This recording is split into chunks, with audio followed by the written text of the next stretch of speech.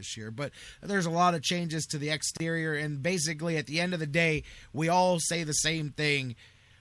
Win the games on the field. That's the biggest change that you can make. So we'll get a chance for the first time, first home look, as the first 2 games were on the road here to give them an extra couple of weeks to get ready. Now they'll be back home here for the second half of the preseason slate. And this is the quote-unquote dress rehearsal game, where for at least 2 quarters of a preseason, you see players attempt to give regular season efforts and make regular season game plans. So out of the 16 quarters of preseason football, the NFL delivers you 1, sometimes 2 quality ones, and it's usually the 2 that are coming up first here Saturday. Other than that, not a lot you can do with the preseason. So let's see what my man Jeff Gorman's thinking here heading into the Rams. Jeff, how you doing?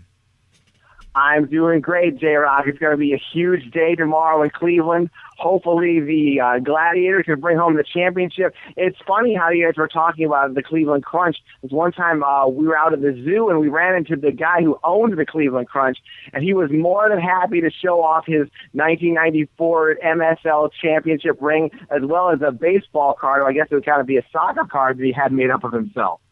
I'll tell you, man, he sits there and listens to people talk about 50 years, and he shines that thing up and says, I don't know about y'all, but this ring looks like it says championship to me right here. But, hey, if you guys want to act like that didn't happen, that's fine. But I'm with you. And, yeah, man, it's just kind of, Cleveland is the center of the sports universe here, at least for a few hours tomorrow. It's good for the economy. It's good for the sports. And again, hoping the Gladiators. By the way, let me start there. Gladiators, do you think they make it happen, or have you followed along with them at all this season here?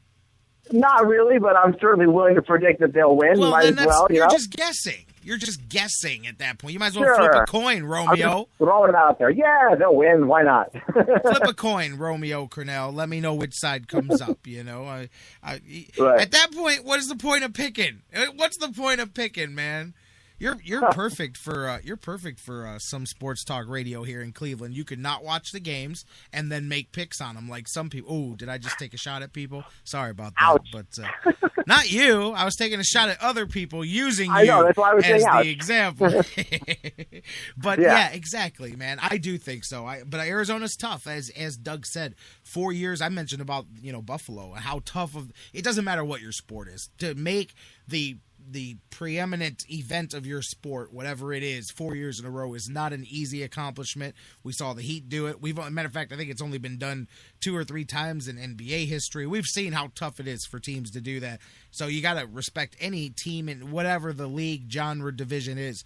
So for Arizona to do that, that's a tough one there. And the Gladiators got their work cut out for them tomorrow. Right, especially because the Gladiators are going to have the home crowd, and when you've won a few championships in a row, you really become a big target. You're the big Goliath that has to be brought down, and hopefully that scenario will just play out perfectly in the Gladiators' favor.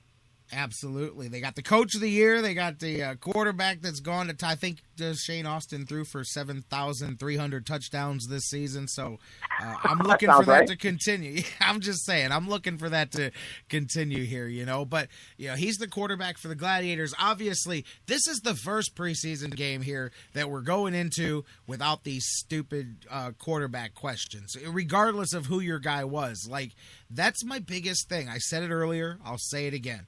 My biggest question mark that I want answered tomorrow, it's not just Hoyer, it's everybody on offense. Will they, now that everybody's settled in, will it be different? Will they just go out there and just be a little smoother? Well, I mean, not a little, a lot. You can't go worse, so all it can do is go better. But will that make a difference? If they're still helter-skelter, then that is a huge problem. Like, now we need to start saying this is going to carry over into the regular season. So I think more than anything else, I don't care about the score of the game. I'd like to see some touchdowns, but I don't care about winning and losing and all of that. I want to make sure that this can be a functional offense. It doesn't have to be a high-level offense. It just has to be a functional offense. I think that's what I'm most curious to see now that the quarterback thing is settled. Right. I think that, even it's not like we need Hoyer to go out there and throw 4 touchdowns in the first half of tomorrow's game, but we just need to see him moving the ball and, throwing the ball accurately when it's his time. Of course, hopefully the running game can take up, I hope, at least 50% of the load so that, Hoyer can be put in a position where he can win, make some nice, good, sharp, accurate throws, and just get himself into a rhythm because, the other earlier this week, he wasn't able to get any kind of drives going. He did have a touchdown pass dropped in the end zone, which, of course, but a lot of his other throws were ahead or behind, or hopefully he's, just getting on the same page so everybody knows that he's going to be the man. And this is really his time. I mean, we talk about, was he going to be looking over his shoulder? Is he going to be worried about losing his job? This is really, all the obstacles are clear. If Hoyer wants to go out there and perform very well every single week, that's what's going to keep Manziel on the bench, and that's what's going to keep his job. So there hasn't been any problems really with his knee either. So this is his time. There's really no excuses. We should really see the best Brian Hoyer we can in these last couple games and then going into the regular season. And then we'll really see if he, is an unsung hero, a guy who's been kept down on the bench in the past years and now it's his time to shine, or if he's going to be kind of a flash in the pan like Matt Flynn, as Pete Prisco of CBS Sports was saying. He might end up being like Matt Flynn, someone who had a nice big flash and everybody kind of went crazy. Unfortunately for Hoyer, he didn't get the ridiculous amount of money that Matt Flynn got, and then sort of sunk back down to earth. So this is really Hoyer's time, even in his own mind, to show that he is a legitimate starting quarterback, and I really hope that he is. And I agree with you, but, you mentioned something in there that takes me back. I saw our girl Mary Kay with an article this morning, and she actually used the term that Brian Hoyer's on a week-to-week trial as the Browns quarterback, and I can't disagree with that more. Number one, I disagree that statement is true because I do not believe that the Browns are that stupid. They're not going to do that. And number two, I think it's wrong, and Mary Kay knows better than to say that. That's just absolutely the wrong philosophy, and it would be the wrong philosophy if it was the other guy at quarterback, or if it was Rex Grossman, or if it was Connor Shaw. You go, now that you've made this decision, until he goes down, or until the Browns are eliminated from playoff competition, or you have just lost 5 games in a row and just not gotten off track. I mean, to where the entire season is off the rails. That doesn't happen in a game and a half. That doesn't happen in the first 2 games. That doesn't happen at the bye week.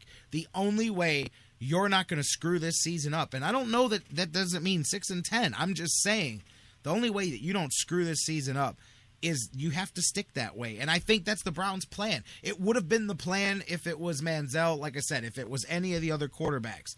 Now, of course, you always want guys to know that everybody in the NFL already knows that they're replaceable. Everybody already knows that they've got a guy beating down their neck. So you don't have to every week say, now we don't want Brian to feel too comfortable. And that's not what Mike Pettin said. She took his statement and completely twisted it today and used the term week by week trial for Brian Hoyer. That's a recipe for failure for the entire franchise. You can't do that in the media. You can't push that out there to the fan base, and you sure as hell cannot have that out there as the narrative of the season, because nobody can win that way. And guess what? Neither could Manziel.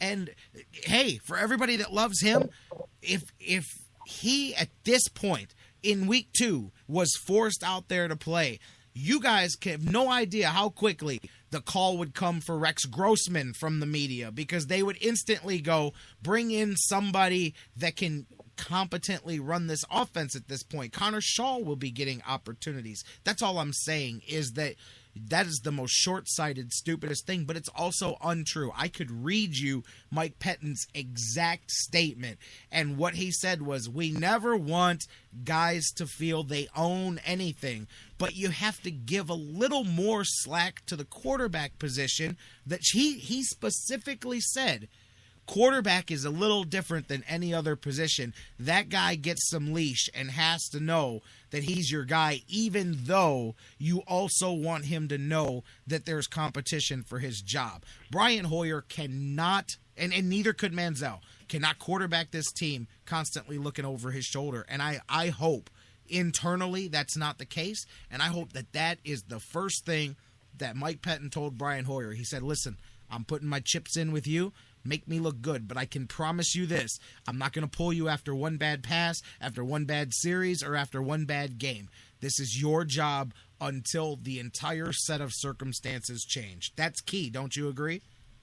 I agree. And, I'm kind of glad you caught that, too, because I don't mean to second-guess a fellow writer, but, I was looking for him, Pettine, to say week to week. I'm like, I'm not seeing week to week. I don't think that was really very accurate. You have to have that confidence that you are the guy, especially, as you said, as a quarterback. Because you're not just a guy out there at the position. You're a leader of men, and you become, the offensive line is out there killing themselves every day to protect your body.